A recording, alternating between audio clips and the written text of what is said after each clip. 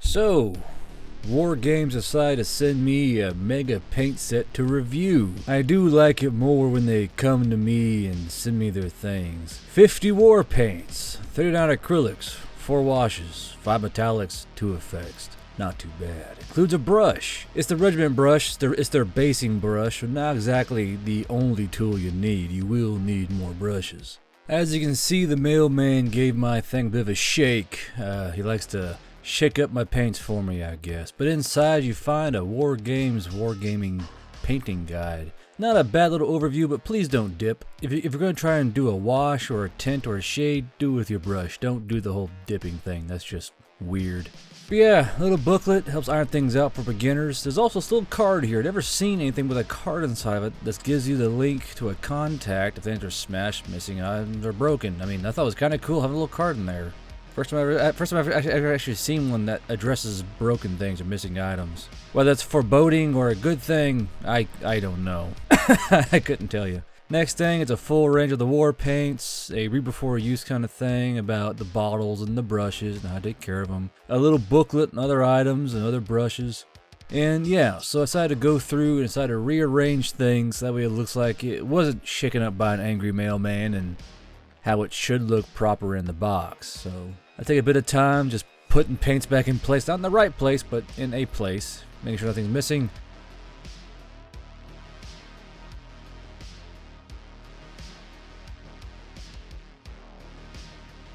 And then voila, as you can see, it's all back together. So this is your standard basing brush. It's a big brush. They call it the regiment brush. It's more or less a basing brush, but you're going to need more brushes. You need at least one thin, one thick, one basing, one flat, and one spade brush. I mean, the brushes I use at least 6 brushes on average per thing. On most minis, I'm going to use a basing brush and a thin brush, but for like vehicles or monsters, you're gonna need more than one brush. So this is not the only brush you need. You're gonna need more brushes. If you feel like making things easy on yourself, buy a few more brushes if you want to buy this kit as well. But yeah, so all these paints come in dropper bottles. I think it's 18 milliliters per bottle, and it's not a bad thing. I mean, they're made in Denmark apparently. I'm not really sure if that's where all the paints are made everywhere, but these ones are made in Denmark. I think Vallejo's made in Spain, and then I think Citadel's in Great Britain. So apparently a bit of a thing with paints in Europe. So going through, it's got like the flesh colors and the rust effect, and then you have the browns. I think Desert Yellow is more of a brown than a yellow. But, you know, so you get your browns and your fleshes, then you have your blues. They're all very nice blues from white. You get from light to dark all the way through. These are like your white tones, or I'm not sure what to call them. Like, come up like your bone tones, your neutral whites. All the metallics, good little range here for a starter set. I mean, you get 5 metallics, not bad. Then your washes, you got dark tones and strong tones and flesh tones and soft tones. I think there's little nuances between all of these tones, but they felt and worked a lot like washes, you know.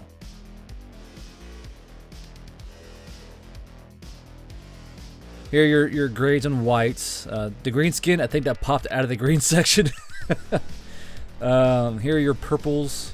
I wouldn't call them reds, I would call them more purples. And the warlocks were like a pink. The warlock purples, more of a pink, but each their own, I guess. Here's where the green should be. You got your lava orange and all that, and then the rest of your reds, and then the green where it shouldn't be. I did my best. Alright, I did my best. I pick out 2 models in my little collection of unpainted minis. I have plenty of them. I choose a demon from Neckbeardia's mini page, and then a Victrix Viking. I want to get like an ethereal tone with purples and a flesh tone.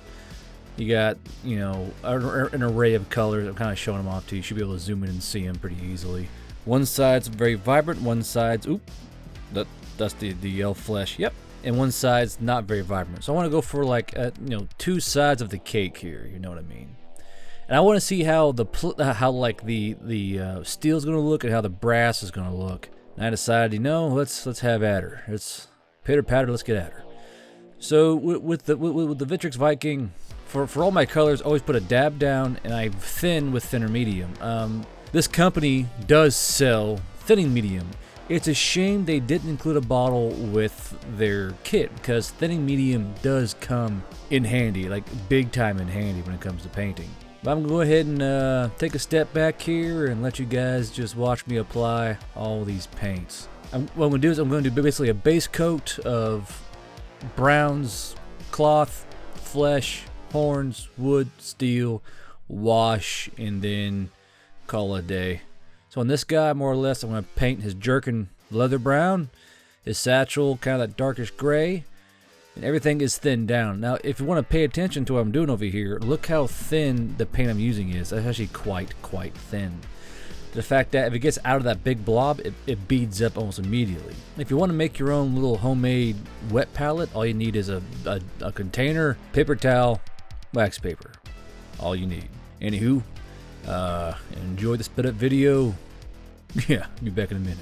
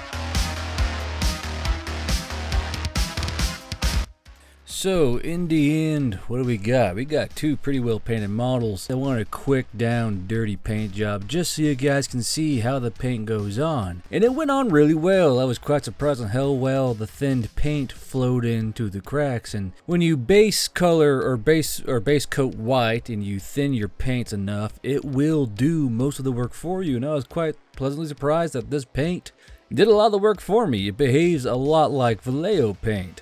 And you know, the purples and the pinks with that dark tone, it doesn't really take out the color as much. If you notice down, I kept the stone white because I wanted to see what's it going to do to white, and it goes on quite well. And then that weird dark tone, which is kind of like a lighter flesh tone, I guess, gives it all kind of that brown,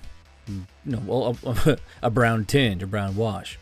And it looks really natural. I mean, it behaves a lot like the Vallejo paint does when I use it, and it looks quite crackerjack. I mean, this paint, I gave it a few shakes, and we were off to the races, and it went on extremely smooth. A little bit.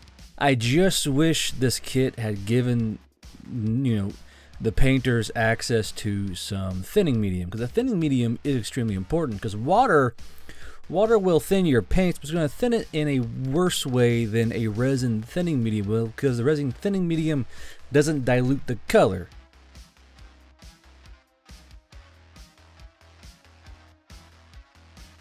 And you got them side by side. So you got the kind of like the vibrant fantasy colors and then the realistic, like historical colors, and I think they look quite good. I was actually quite pleased. I had used some Army Painter way back in the day, and I didn't like it. I thought it was poo-poo paint, and I hadn't touched it since. This is the first time I've touched Army Painter paint, and as far as I'm aware, in an extremely long time. And you see the bottles here. The bottles have a weird like square ridge on them, and I found it easier to shake. Because if you notice on like this little bottle I pick up here, it's got like a rounded edge, and I've thrown those bottles across my room trying to shake them, and I found that with that square edge, they're easier to hold on to and shake. I actually quite like that. I thought I wouldn't like them, but they're quite nice, and they're far better than pop top lids or pop top lids, because pots, I mean, they dry up. But overall, I mean, the paints they did wonderful. I mean, I was pleasantly surprised by how nice the paints were to use. I'll say that much. And they behaved like paint should behave, But the real question is, I'm sure everyone's waiting on, is are they worth the price you're paying? Are they worth what you're spending? And, for this huge, they have all these sets. And I like sets. Sets help build the collection you need. And they have lots of different size sets. Now, I don't really care for some of the more specific sets. I think they're a bit redundant, but if you're a beginning painter who needs paints, I mean, this is an excellent way to go, because you get all the paints you really need, not all the brushes you need, but most of the paints. But you see right here, it's got like the zombie paint set, and like I don't really care for the specifically niche paint sets. It's a bit redundant, because you could have those paints in a starter set, or just if you need those paints, they can buy them singularly. I'm not a big fan of that. I think it's a bit silly. But if you're a brand new painter who needs paints, I mean, this is a great way to go. And I think Vallejo also does paint sets, but they're not easy. There's not really a website you can go on and find them, stuff like Amazon and a few other sites. Now, everyone's going to be competing with Games Workshop. That's just how it is. And to my surprise, I couldn't really find any paint sets. There were paint collections for $242. But I didn't find any of the old paint sets they used to have. They used to sell these little stylized paint sets, like right here. They used to sell these. Had a few pots of paint and a brush inside of it. But I couldn't find them. I guess they stopped doing those, and you can only find on the web. At least all I could find on the website were these huge paint collections. Which, I mean, they're still paint pots, and paint pots suck. I mean, let's be honest here. Paint pots, they do not fully seal. They're not great. They're not going to do the job as well as a dropper bottle. And I mean, if this is what they kind of give you to start out with, I mean, you're going to be buying most of your pots by themselves, and that's going to be a big cost for a new painter, And I'm not a big fan of that. I thought they still had the sets, But price, I mean, is it worth it? Guard-Bro, is it worth it? And I gotta tell you that if you are a veteran painter, I mean, you're probably not gonna find much you need in these. If you're a veteran painter, you already have huge sets you can pull paints from, or you've gathered paints through your career as a painter. But if you're a new painter, if you're just getting into it, you know, I was quite pleased by how the paints went on. And I'm going to be completely fair here. Throughout my time as painting, I've kind of stopped using Citadel paints. I mean, Vallejo has been my go-to paints for years now, because I just don't have faith in Citadel to not dry out on me, because those paint pots, they never seal completely. And I've lost hundreds of dollars in paints because they get cakey, or they don't go on smooth, or they have flecks in them, and I got so frustrated I stopped using them. But the Game Color Vallejo sets, I found it hard to find a set of colors. There's sometimes on Amazon or these other weird sites that I have to go through European channels through, but you know, they're out there if you really want to do Vallejo. But this company, Wargames, is located like in the States, as far as I'm aware. Wargames delivered. I mean, I'm pretty sure they're in. Where are these guys? Let's see here. I mean, they're in Florida. I mean, it's so rare to have a paint company that's not in Europe. I mean, they're in Florida. You can actually call them if you have questions, which is kind of nice. But they asked to review their paints. And I decided, hey, they're gonna send me the paint. I'll review it, and I'm one of the few guys on YouTube where I'm gonna give you my honest opinion. I'm gonna give it to you, whether you like it or not. And I told them, hey, I'm honest. You may not get a good review. And they're like, that's fine. And because Wargames decided to send me these paints and put their balls in the ring, I mean, again, props to them. They had the guts to send me their product, knowing that if I found it bad, I was going to tear them a new butthole. And, you know, they get my respect for sending me their paints to be reviewed. And Guard-Bro, Guard-Beardia, Mr. Guard, is the paints worth the money? If you are an experienced painter and you just really need more paint, sure, yeah. I'd say if you need more paint, why not? But more than likely, an experienced painter is going to go and buy a pot or two or a bottle or two. So this isn't really aimed towards older, experienced painters. But if you're a new painter, just getting into the gig, and you need, I need all these paints and I want them now. I did a bit of Googling. I did a bit of searching. And in my opinion, this may be the best bang for your buck just in paints. And that's just in price. That's just in price. You get a lot of paints in a single brush. You're going to need more brushes, but you get a single brush. So you're able to paint out of the box. You get a little pamphlet, a little manual, and you know, it kind of helps you along your way, helps you figure things out. But as for application of the paint and how well it flowed and how well the pigment held, I didn't really like how my bronze paint decided to explode and spit bronze paint everywhere, but that's just how all paint pots are. I've had Citadel paint pots blow a bubble and speck me with frickin' iron belcher. I'm used to it by now. But the paint went on smoothly. The paint went on with no ripples. It thinned down nicely. There's no real pooling issues. The tones are a lot like Citadel washes, and they're a lot like Vallejo washes. The tones could use a bit more work, if a bit more better naming, because you guys need to label those tones a little better. Dark tone, I mean, the flesh tone, sure, but like strong tone and light tone, I mean, people like a little less ambiguity, a little less mystery in their paint names. But how they went on, they thinned down nicely. They didn't break apart. They didn't pool too bad, but all washes are going to pool a little bit if you don't take care of them. And did they work? They worked wonderfully. They did the job. You guys saw the video. You guys saw the models. I mean, it went quite well. I wish I remembered to paint the one dude's teeth, but, you know, what are you going to do? But the paints worked. So the paints performed. The paints worked. Army Painter brushes aren't great. They're wooden handled, and they will fleck and tear over use. So I'm not the biggest fan because I've owned these brushes before. Actually, I used my regiment brush to death. It was just a wooden stick by how much I used it. I really wish they would update their handles because don't get me wrong, these brushes are great. But over time, I mean, this polymer coating, or whatever the hell this is, will fleck, and the bare wood underneath will show through, and eventually it will wear down. The handle of the brushes die before the actual brush tips do. So only thing I would say is that the brushes need definite updating to at least like a plastic handle, so they won't do that. And that's all I gotta say about the brushes. Because they work fine, they work great. Just please change your damn handles. As for the paints, dropper bottles, I love me a good dropper bottle. They save you lots of time and paint because they won't fall apart. I wasn't sure how I felt about that hard edge, but it's easier to shake those paints and get them going. So I actually quite like the little sharp edge on there, little step on the bottle. But yeah, I'm gonna have to give the paints a pass. I mean, they definitely work.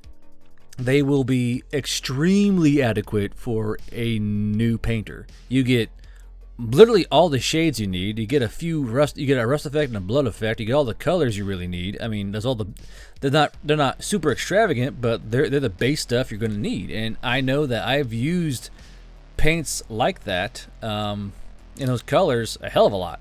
And I've replaced them really often because I use them a lot. The names need a bit of work because Warlock Purple, that shit's hot pink. I don't care what y'all thinking over there. That stuff's hot pink.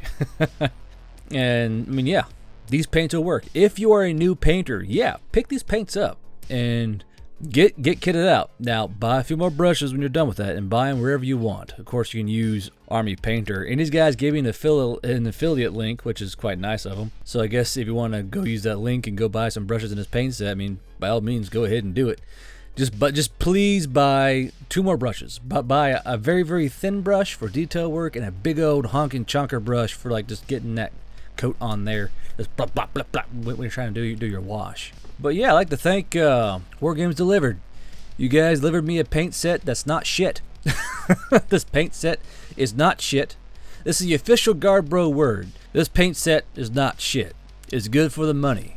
In my opinion, it's better than Citadel. It may not be better than Vallejo, I gotta test that, but it's definitely better than Citadel for price, function, and longevity. I'll tell you that much. But yeah, so Wargames United, thank you for coming to me. Thanks for putting your foot in the ring willingly. I do like it when they're willing. And you guys have not been found wanting, so good job. But you can go ahead and do away with the whole zombie paint set and all that stuff. Just sell these things. There's no need for to do like the weirdly specific paint sets. They're a bit redundant. And to all of you out there, thanks for stopping by. I hope you enjoyed the video. If you liked this video and others like them, be sure to like and subscribe to the channel of Guardbeardia Miniature Reviews. And if you like original stories written through the week, be sure to stop by Guardbeardia for some good old narrated audiobook action that you may enjoy. Or may not. I'm not your dad. And until I see you next time on this side of the veil, this has been Guard Bro, and this is Guardbeardia Miniature Reviews.